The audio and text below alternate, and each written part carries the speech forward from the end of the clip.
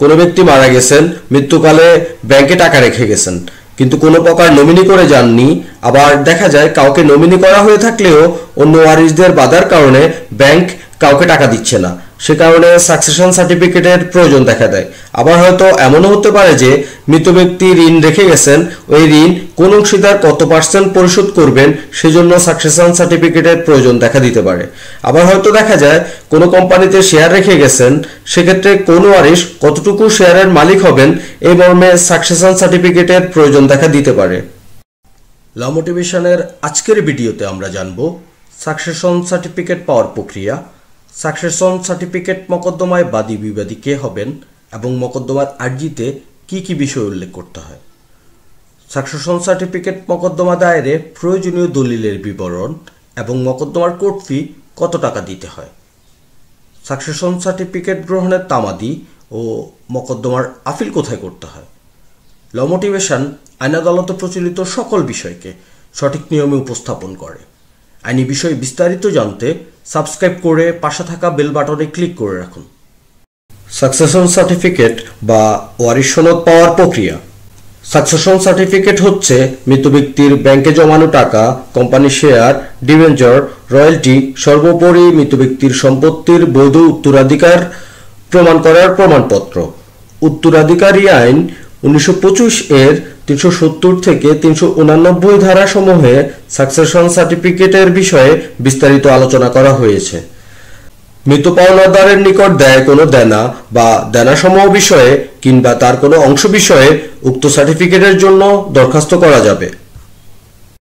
Succession certificate মোকদ্দমা দায়ের করতে হয় উত্তরাধিকারী আইন 1925 এর 374 ধারা মোতাবেক, কিন্তু অত্র আইনের 372 ধারা মোতাবেক দেয়ানি কার্যবিধি 1908 সালের আইনের বিধান অনুযায়ী আর্জি আকারে দাখিল করতে হবে। এই আইনে জেলা জজকে এখতিয়ার দেওয়া হয়ে থাকলেও জেলা জজ বিভিন্ন কাজে ব্যস্ত থাকায় সাধারণত এই ক্ষমতা অন্য কোনো আদালতকে প্রদান করা হয়ে থাকে। জেলা জজ তার একজন প্রতিনিধি নিয়োগ করবেন, সেটা হচ্ছে যুগ্ম জেলা জজ বা ডেলিগেটেড জাজ। সাকসেশন সার্টিফিকেটের মোকদ্দমায় বাদী বিবাদী কে হবেন? এই মোকদ্দমার সকল ওয়ারিশ মিলে একত্রে মোকদ্দমা করতে পারেন। আবার কোনো ওয়ারিশ যদি একত্রে দরখাস্ত না করে তাহলে যারা একত্রে দরখাস্ত করতে ইচ্ছুক নন তাদেরকে প্রতিপক্ষ করতে হয়। আদালত মৃত ব্যক্তির নিকট আত্মীয়দের নোটিশ প্রদান করে কারো কোনো দাবি আপত্তি আছে কিনা তা জেনে নিয়ে থাকেন। কারো কোনো আপত্তি থাকলে ওই সময় আপত্তি দাখিল করা যায়। কারো কোনো আপত্তি না থাকলে আদালত আবেদনকারীর অনুকূলে সাকসেশন সার্টিফিকেট প্রদান করে থাকেন। কারো কোনো আপত্তি থাকলে 1.5 মাস সময়ের মধ্যে আপত্তি দাখিল করা যায়। কারো কোনো আপত্তি না থাকলে অথবা আপত্তি থাকলে তা শুনানির পর আদালত আবেদনকারীর অনুকূলে সাকসেশন সার্টিফিকেট প্রদান করে থাকে। সাধারণত সাকসেশন সার্টিফিকেট পেতে 3-4 মাস সময় লাগে।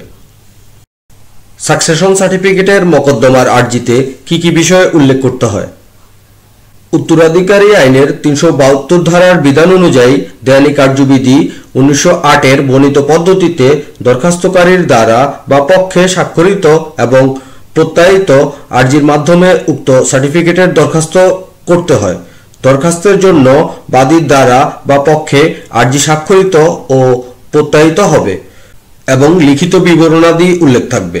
মৃত ব্যক্তির মৃত্যুর সময় মৃত ব্যক্তির সাধারণ বাসস্থান এবং উক্ত বাসস্থান যে জজের নিকট দরখাস্ত করা হয় ও জজের স্থানীয় এখতিয়ারে না থাকলে উক্ত সীমার মধ্যে মৃত ব্যক্তির সম্পত্তি।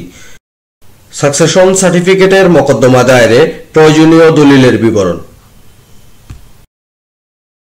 মৃত ব্যক্তির মৃত্যু সনদ, ইউনিয়ন পরিষদ চেয়ারম্যান বা ওয়ার্ড কমিশনার প্রদত্ত পরিচয়পত্র বা নাগরিকত্বের সনদ, শেয়ার সার্টিফিকেট, রয়্যালটি প্রমাণপত্র, ব্যাংক ব্যালেন্স বা জমার স্লিপ ইত্যাদি। সাকসেশন সার্টিফিকেটের মোকদ্দমার কোর্ট ফি কোন আইনের বিধান মোতাবেক নির্ধারিত হয় এবং কত টাকার কোর্ট ফি দিতে হয়? কোর্ট ফি আইন 1870 এর একমত তফসিলের 11 দফা মোতাবেক মোকদ্দমার মূল্যমান 20,000 টাকার অধিক হয় কিন্তু 1 লক্ষ টাকার অধিক নয়, সেক্ষেত্রে 1% হারে কোর্ট ফি দিতে হবে। তবে 1 টাকা থেকে 20,000 টাকার মধ্যে কোনো কোর্ট ফি দিতে হবে না। মোকদ্দমার মূল্যমান 1 লক্ষ টাকার অধিক হয়, সেক্ষেত্রে 2% হারে কোর্ট ফি দিতে হয় এবং 15% ভ্যাট। কোড ফিস আইন 1870-এর 35 ধারায় 15% ভ্যাট এবং সর্বোচ্চ 40,000 টাকা কোর্টটি দিতে হয়। সাকসেশন সার্টিফিকেট গ্রহণের তামাদি। সাকসেশন সার্টিফিকেটের আর্জি দাখিলের কোনো নির্দিষ্ট তামাদিকাল নেই। সাকসেশন সার্টিফিকেট মোকদ্দমার আপিল সাকসেশন সার্টিফিকেটের মোকদ্দমার রায়ের বিরুদ্ধে সংক্ষুব্ধ পক্ষ কর্তৃক আপিল দায়ের করতে পারবেন উত্তরাধিকারী আইন 1925-এর 384 ধারা মোতাবেক শুধুমাত্র হাইকোর্ট বিভাগে, এবং উক্ত মোকদ্দমার আর্জি প্রত্যাহারের বিধান রয়েছে উত্তরাধিকারী আইন 1925-এর 383 ধারায়।